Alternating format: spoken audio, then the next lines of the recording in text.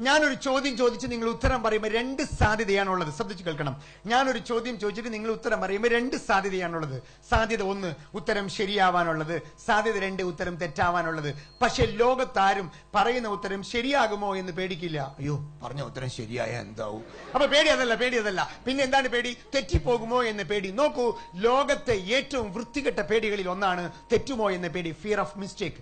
ആളുകൾ രക്ഷപ്പെടാത്തതിന് രണ്ട് കാരണങ്ങൾ പ്രധാനമായി സൈക്കോളജിസ്റ്റുകൾ പറയുന്നു. ഒന്ന്, പോകുമോ എന്ന പേടി, ഫിയർ ഓഫ് മിസ്റ്റേക്ക്. രണ്ട്, തോറ്റു പോകുമോ എന്ന പേടി, ഫിയർ ഓഫ് ഫെയിലിയർ. ആളുകൾ എന്താ ഒരു കാര്യം ചെയ്യാത്തത്?